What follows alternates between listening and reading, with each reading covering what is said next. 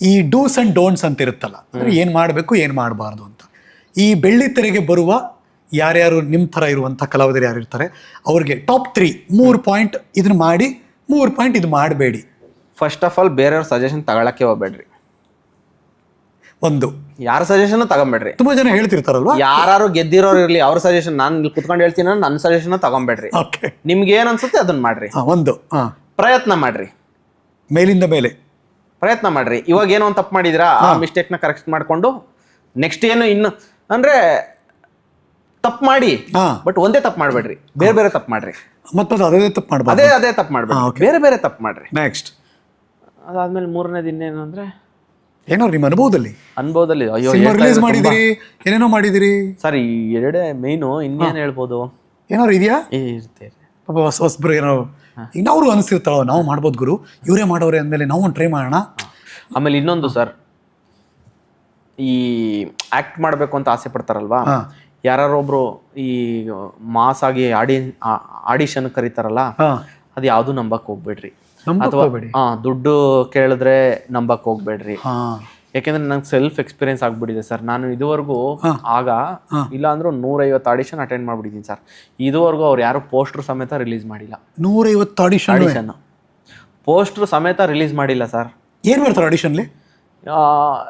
ಈ ಒಂದು dialogue, 4 line dialogue ಕೊಡ್ತಾರೆ. ಅಲ್ಲಿ ಏನು ಮಾಡ್ತಾರೆ ಅಂದರೆ, ಇಂಡಸ್ಟ್ರಿಲಿ ಮುಂಚೆ ಯಾರು ಆ್ಯಕ್ಟ್ ಮಾಡಿರೋರು ಈಗ ಯಾವ್ದ್ರಲ್ಲಿ ಆ್ಯಕ್ಟ್ ಮಾಡ್ತಾರಲ್ಲ ಅವ್ರು ಒಂದಿಬ್ರನ್ನ ಕೂರಿಸ್ಕೊಂಡಿರ್ತಾರೆ ನಂಬಿಕೆ ಬರಲಿ ಅಂತ ಬರೋರಿಗೆ. ಓ ಹಂಗೆ. ಬಟ್ ಅವ್ರಿಗೆ ಗೊತ್ತಿರಲ್ವಾ? ಅಂದರೆ ಅವ್ರಿಗೂ ಕಮಿಷನ್. ಓಕೆ. ಅಂದರೆ ಆಮೇಲೆ ಏನು ಮಾಡ್ತಾರೆ ಅಂದರೆ, ಓಕೆ ಹಿಂಗೊಂದು ನಮ್ಮ ಪ್ರೊಡಕ್ಷನಿಂದ ಸೀರಿಯಲ್ ನಡೀತಾ ಇದೆ ಅಥವಾ ಇದು ಮಾಡ್ತಾ ಇದೆ, ನಿಮ್ಮದು ಯಾರು ಆ್ಯಕ್ಟಿಂಗ್ ಚೆನ್ನಾಗಿ ಮಾಡ್ತಾ ಇಲ್ಲ ಅಂದರೆ ನಿಮ್ಮದು ಆ್ಯಕ್ಟಿಂಗು ಸ್ವಲ್ಪ ಕಾನ್ಫಿಡೆನ್ಸ್ ಇಲ್ಲ, ನಿಮಗೆ ಒಂದು 6 ತಿಂಗಳು ಟ್ರೈನಿಂಗ್ ಬೇಕಾಗ್ಬೋದು, ನಮ್ಮ ಇದರಲ್ಲೇ ಜಾಯ್ನ್ ಆಗಿರ್ರಿ, ಆಮೇಲೆ ನಾವೇ ರೆಫರ್ ಮಾಡ್ತೀವಿ ನಿಮಗೆ ಸೀರಿಯಲ್ಲು ಸಿನಿಮಾ ಎಲ್ಲ. ಅವಾಗ ಏನಾದ್ರು 6 ತಿಂಗಳಲ್ವಾ ಸೇರ್ಕೊಂಬಿಡೋಣ, ಈ ಥರ ಇರುತ್ತೆ. ಎಷ್ಟು ದುಡ್ಡು ಕೇಳ್ತಾರೆ ಗೊತ್ತಿಲ್ಲ ಸರ್, ಡಿಪೆಂಡ್ಸು. ಸುಮ್ಮನೆ ಅಂದಾಜು ಕೇಳ್ತಾರೆ, ತಿಂಗ್ಳಿಗೆ 15,000 ಕೇಳ್ಬೋದು ಅಥವಾ 10,000.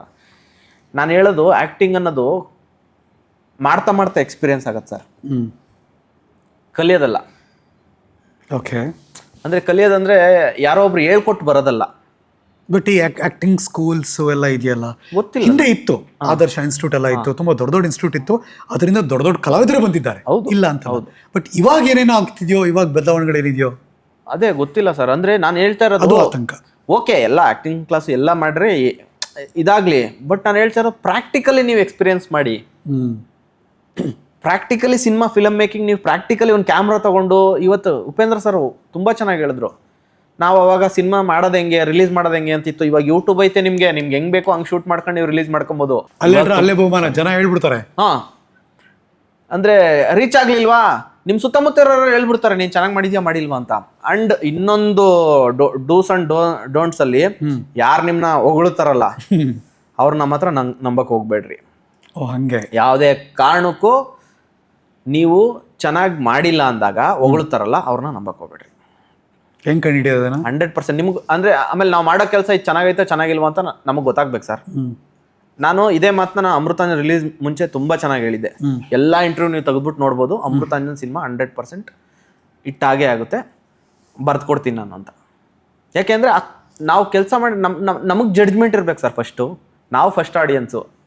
ನಮಗೆ ಫಸ್ಟ್ ಇನ್ನೊಂದು ಏನಂದ್ರೆ, ನಾವು ಪ್ರತಿಯೊಂದು ಶಾರ್ಟ್ ಫಿಲಮ್ ಮಾಡ್ಬೇಕಾದ್ರೂ, ನಾವು ಆ್ಯಕ್ಟ್ ಮಾಡಬೇಕಾದ್ರೆ ಹಿಂಗಡೆ ಕ್ಯಾಮ್ರಾ ಹಿಂದೆ ಇರೋರು ಅಥವಾ ಲೈಟ್ ಡಿಪಾರ್ಟ್ಮೆಂಟ್ ಅವರು, ಅವ್ರ ಫೇಸ್ ಎಕ್ಸ್ಪ್ರೆಷನ್ ನೋಡ್ತೀನಿ ನಾನು ಮಾನಿಟರ್ ನೋಡಲ್ಲ. ಹಂಗೆ. ಜಸ್ಟ್ ಅವ್ರ ಫೇಸ್ ಎಕ್ಸ್ಪ್ರೆಷನಲ್ಲೇ ಗೊತ್ತಾಗ್ಬಿಡ್ತದೆ ನನಗೆ, ಇದು ಫನ್ ವರ್ಕ್ ಆಯ್ತಾ ವರ್ಕ್ ಆಗ್ಲಿಲ್ವಾ ಅಂತ. ಅವ್ರು ನಕ್ಕದ್ರೆ ಗೊತ್ತಾಗ್ಬಿಡುತ್ತೆ. ಅವರು ಓಕೆ, ಇಲ್ಲಾಂದ್ರೆ ಒಂದು ಮರ ಹೋಗೋಣ ಅಂತ ಎಲ್ಲರೂ ಮಾನಿಟರ್ ನೋಡಿ,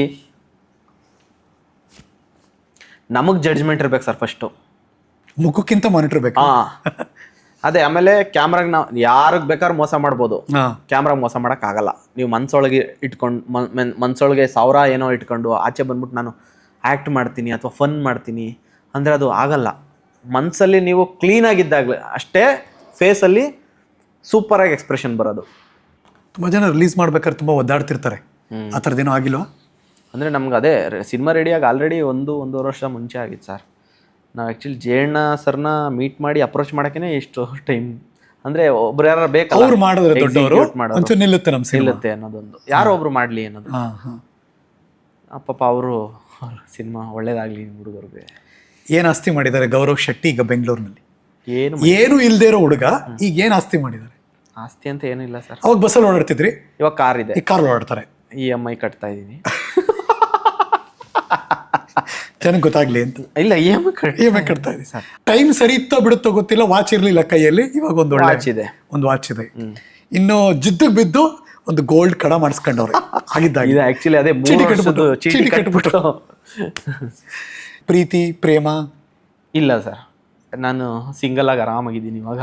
ಓಕೆ, ಇರೋ ಪ್ರೇಮ ಪ್ರೀತಿ ಎಲ್ಲ ಸಿನಿಮಾಗೆ. ಅಂದ್ರೆ ಇಲ್ಲೇ ಅಷ್ಟೊಂದು ಪ್ರೀತಿ ಸಿಗ್ಬೇಕಾದ್ರೆ ಅದಕ್ಕೆ ಮೀರಿ ಇನ್ನೊಂದ್ ಪ್ರೀತಿ ಬೇಕು ಅಂತ ಅನ್ಸ್ತಾ ಇಲ್ಲ ನಂಗೆ ಸದ್ಯಕ್ಕೆ. ಸದ್ಯಕ್ಕೆ ಅನಿಸ್ತಿಲ್ಲ. ಬಟ್ ಪ್ರಪೋಸಲ್ ತುಂಬಾ ಬರ್ತಿರ್ಬೇಕಲ್ಲ? ಇಲ್ಲ ಸರ್, ಏನು ಬರಲ್ಲ. ಏನ್ ಹಿಂಗನ್ಬಿಟ್ರೆ ನಿಜವಾಗ್ಲೂ ಎಲ್ಲಾರು handsome, height, what is this? 8'6".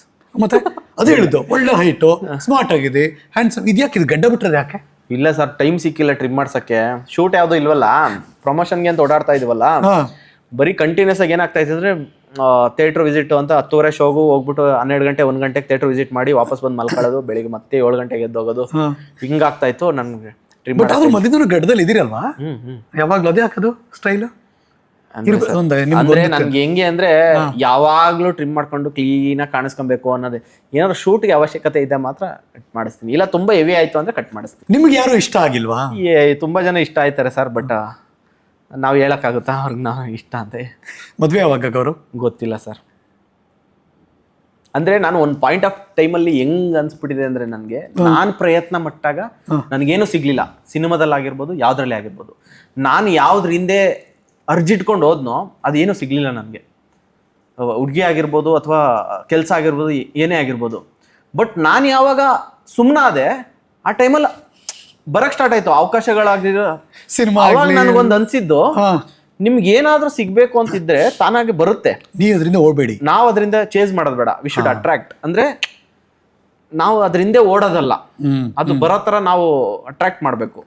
But ತಾಳ್ಮೆ ಇರ್ಬೇಕಲ್ಲ? ತಾಳ್ಮೆ ಇರಬೇಕು, ಪ್ರಯತ್ನ ಬೇಕಲ್ಲ? ಖಂಡಿತ ತಾಳ್ಮೆ ಸರ್. ಹೌದು.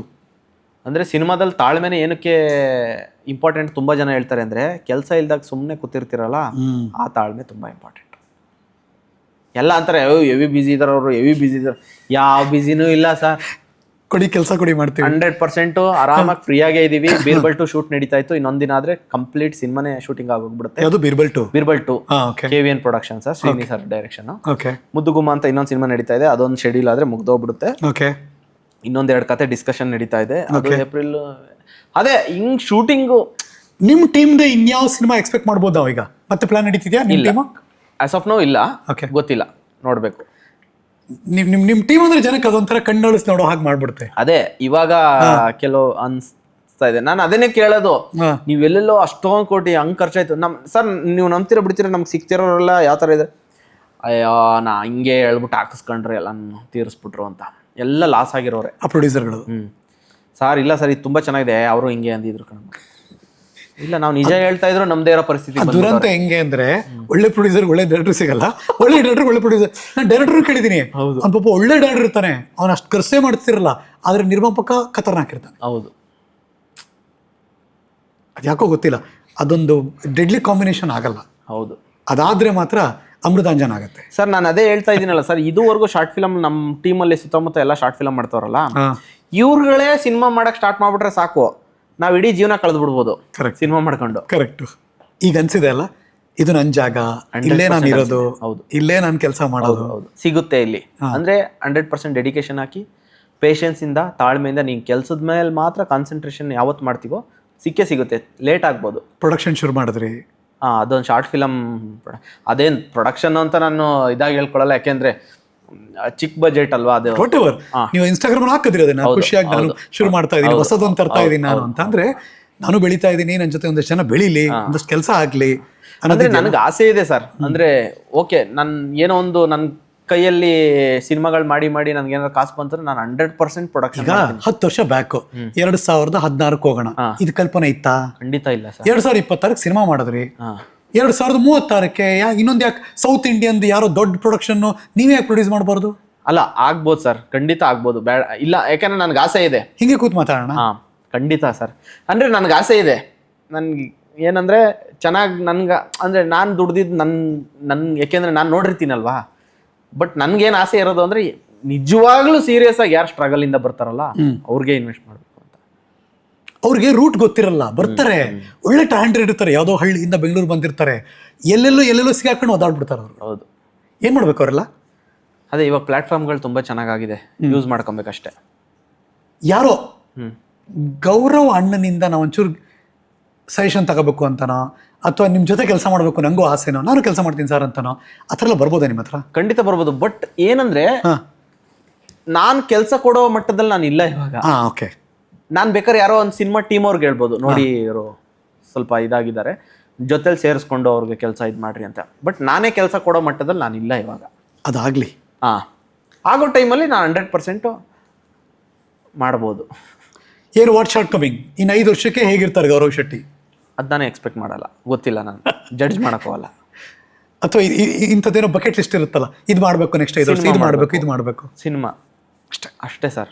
ಈ ಒಂದು KR ಪೇಟೆಯ ಒಂದು ಸಣ್ಣ ಗ್ರಾಮದ ಹುಡುಗ ಇಡೀ ಕರ್ನಾಟಕದ ಮನೆ ಮಾತಾಗಿದ್ದಾನೆ ಅಂದರೆ hats off and congratulation. Thank you sir, thank you very much sir. ಒಳ್ಳೇದಾಗಲಿ. ಈ ಬೇರೆ ಬೇರೆ ರಾಜ್ಯದ ಕನ್ನಡಿಗರು, ಬೇರೆ ಬೇರೆ ದೇಶದ ಕನ್ನಡಿಗರು ರಿಯಾಕ್ಟ್ ಮಾಡ್ತಾರೆ? ಅಯ್ಯೋ, ಎಲ್ಲ ಕಂಟ್ರಿಯವರು ವ್ಯೂವರ್ಸ್ ಇದ್ದಾರೆ ಸರ್. ಆ್ಯಕ್ಚುಲಿ ಅಮೃತಾಂಜನ್ ಸಿನಿಮಾ ಈ ಥರ ಎಲ್ಲ ರಿವ್ಯೂ ಬರ್ತಾ ಇರೋದು ನೋಡಿ ಆಸ್ಟ್ರೇಲಿಯಾದಿಂದ ಫೋನ್ ಮಾಡಿದ್ರು, ನಮಗೆ ಒಂದು ಶೋ ಇದೇನಾರ ಅರೇಂಜ್ ಮಾಡಿಕೊಡಿ, ಇಲ್ಲಿ ನಮ್ಮ ಕನ್ನಡಿಗರೆಲ್ಲ ಸೇರಿ ನೋಡ್ತೀವಿ ಅಂತೆಲ್ಲ. ತುಂಬ ಕಂಟ್ರಿಯಿಂದ ಅಪ್ರೋಚ್. ನಿಮ್ಮ ತಿಪಟೂರಿನ ಇಂಜಿನಿಯರಿಂಗ್ ಕಾಲೇಜ್ಗೆ ನೀವೇನಾದ್ರು ಗೆಸ್ಟ್ ಆಗಿ ಹೋಗಿದ್ದೀರಾ? ಖಂಡಿತ ಹೋಗಿದ್ದೆ ಸರ್. ನೀವು ನಂಬ್ತೀರಾ ಬಿಡ್ತೀರಾ? ನನಗೇನಂದ್ರೆ ನಾನು ಅಲ್ಲಿ ಟಾಪರ್ ಹೋಗಿರಲ್ಲ ನೀವು? ಖಂಡಿತ. ನನ್ಗೊಬ್ರು ಹಾಕಿದ್ರು, ನನ್ನ ಫ್ರೆಂಡೇ ಒಬ್ಬ ಮಗ, 2.5 ಲಕ್ಷ ಸಂಬಳ ನನಗೆ ಇವಾಗ ಮಂತ್ಲಿ, ನಾನು ನಮ್ಮ ಕಾಲೇಜ್ಗೆ ಹೋದ್ರು ನನಗೆ ಈ ಮರ್ಯಾದೆ ಸಿಗಲ್ಲ. ನನಗೆ ಎಂಟ್ರಿ ಹೋಗ್ತಿದ್ದಂಗೆ ನಮ್ಗೆ ಯಾರು HOD ಬೈತಿದ್ರೋ ಅವರೇ ವೆಲ್ಕಮ್ ಮಾಡಕ್ ಫ್ಲವರ್ ಕೊಟ್ಕೊಂಡಿದ್ದಾರೆ. ನಾನು ಇಳಿದ್ಬಿಟ್ಟು ಸಾರ್ ಅಂತ ಕಾಲಿಗೆ ಬಿದ್ಬಿಟ್ಟು ಒಳಗಡೆ ಹೋದೆ. ಚೇಂಬರ್ ಅಲ್ಲಿ ಪ್ರಿನ್ಸಿಪಲ್ ಕೂತಿದ್ರು, ಈ ಕಡೆ ಯಾವ ಚೇಂಬರ್, ಅದೇ ಚೇಂಬರ್ ಅಲ್ಲಿ ನಾನು ಆಕ್ಚುಲಿ ಒಂದ್ಸಲ ಚೀಟ್ ಇಟ್ಕೊಂಡು ಡಿಬರ್ ಆಗ್ಬಿಟ್ಟಿದ್ದೆ. ಅಲ್ಲೇ ಬರ್ಸ್ಬಿಟ್ಟು ಸೈನ್ ಹಾಕ್ಸ್ಕೊಂಡು ಹಾಲ್ ಟಿಕೆಟ್ ಕಿತ್ಕೊಂಡು ಕಳಿಸಿದ್ರು.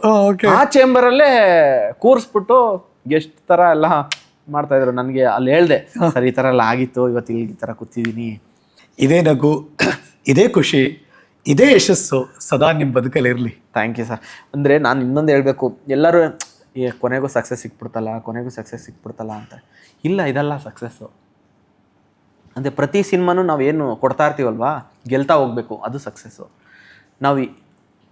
ನಾವು ಅಂದರೆ ನಮ್ಮನ್ನ ನಂಬ್ತಾರಲ್ಲ ಜನ, ಇವನು ಚೆನ್ನಾಗಿ ಮಾಡಿರ್ತಾನೆ, ಏನಾದರೂ ಇಟ್ಟಿರ್ತಾನೆ ಈ ಸಿನಿಮಾದಲ್ಲಿ ಅಂತ. ಅದು ಎಲ್ಲೋ ಒಂದು ಕಡೆ ಸಕ್ಸಸ್ ಅನ್ನೋದು ಒಂದೇ ಸಿನಿಮಾಯಿಂದ ಬರೋದಲ್ಲ, ಒಂದೊಂದೇ ಸ್ಟೆಪ್ ಹತ್ತುತ್ತಾ ಸಾಯೋವರೆಗೂ, ಅದು ಸತ್ತಾಗ ಎಲ್ಲಿಗೆ ಹೋಗಿ ನಿಲ್ಲುತ್ತೆ ಅದು ಕೊನೆ ಸಕ್ಸಸ್ಸು. ಅಲ್ಲಿವರೆಗೂ ನಾವು ಹತ್ತುತ್ತಾ ಇರ್ತೀವಿ ಅಷ್ಟೇ ಮೆಟ್ಲು ಸಕ್ಸಸ್ದು. ಸೊ ಈ ಕಲಾವಿದನ ಮೇಲೆ ಜನ ಇಟ್ಟಿರುವ ಗೌರವವನ್ನು ಕಾಪಾಡಿಕೊಳ್ಳುವುದು ಗೌರವ್ ಶೆಟ್ಟಿಯ ಒಂದು ದೊಡ್ಡ ಸಕ್ಸಸ್ ಅಷ್ಟೇ. ಈ ಸ್ಕ್ರೀನ್ ನೇಮ್ ಗೌರವ್ ಸ್ಕೂಲಲ್ಲೆಲ್ಲ ಗೌರವ್, ಅಫಿಷಿಯಲ್ ನೇಮ್ ಗೌರವೇ. ಗೌತಮ್ ಗೌರವ್ ಅಂತ ಇತ್ತು ಸ್ಕೂಲಿಂದ. ನಾನು ಶಾರ್ಟ್ ಫಿಲಮ್ ಮಾಡಿದ್ನಲ್ಲ, ಇದು ಮಾಫಿಯಾ ಅಂತ ನವಗ್ರಹದ ರಿಮೇಕು. ಅವಾಗ ನನ್ನ ಫ್ರೆಂಡ್ಸ್ ಎಲ್ಲ, ಮಗ ಬರೀ ಗೌರವ್ ವರ್ಕ್ ಆಗ್ತಾ ಇಲ್ಲ, ಏನಾದ್ರು ಮುಂದಕ್ಕೆ ಇಡ್ಬೇಕು. ನಮ್ಮ ತಾತನ ಹೆಸರು ಮುಂದೆ ವೀರಭದ್ರ ಶೆಟ್ಟಿ ಅಂತ ಇತ್ತು. ನಾ ಅಪ್ಪನ್ ಕೇಳಿದೆ, ಗೌರವ್ ಶೆಟ್ಟಿ ಅಂತ ಚೆನ್ನಾಗಿದೆ ಸೌಂಡಿಂಗ್, ಇಟ್ಕೊಳ್ಳ ಅಂತ. ಇಟ್ಕೋ ಅದ್ರಲ್ಲಿ ಏನಿದೆ ಅಂತ ಹಂಗೆ ಇಟ್ಕೊಂಡೆ. ಅದಾದ್ಮೇಲೆ ಸೌಂಡಿಂಗ್ ಚೆನ್ನಾಗಿತ್ತು, ಹಂಗೆ ಕ್ಯಾರಿ ಆಗ್ಬಿಡ್ತು. ಎಲ್ಲರೂ ಏನ್ ಅನ್ಕೋತಾರೆ, ನೀವು ಮಂಗಳೂರವ್ರು. ಮೊನ್ನೆ ಥಿಯೇಟ್ರಲ್ಲಿ ಬಂದ್ಬಿಟ್ಟು ನಮ್ಮ ಕುಡ್ಲಾ ಅಂದ್ರು. ಇಲ್ಲ ಮೇಡಮ್, ನಾವು KR ಇನ್ ಕೆಲವೊಬ್ರಿಗೆ ಆಯ್ತು ನೀವೇನಾರು ಅಂತಾರೆ, ಯಾಕೆಂದ್ರೆ ಮಂಗಳೂರು ಅವ್ರಾದ್ರೇನು KR ಅವ್ರಾದ್ರೇನು ಎಲ್ಲಾ ಕನ್ನಡಿಗರು. ನಾವು ಅದನ್ನ ಡಿಫ್ರೆನ್ಶಿಯೇಟೇ ಮಾಡಬಾರ್ದು, ಸಪ್ರೇಷನೇ ಮಾಡಬಾರ್ದು.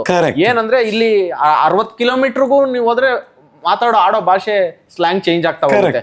ಮಂಗಳೂರೇನಿ ಬೇರೆ ರಾಜ್ಯದಲ್ಲ ಅಷ್ಟೇ. ಎಷ್ಟು ಚೆನ್ನಾಗಿದೆ, ಎಲ್ಲಾ ಕನ್ನಡಿಗರೇ. ಈ ಉತ್ತರ ಕನ್ನಡ ಎಲ್ಲ ಮಾತಾಡ್ತೀರಿ ನೀವು? ನಾನು ಟ್ರೈ ಮಾಡ್ತೀನಿ. ಹೌದಾ?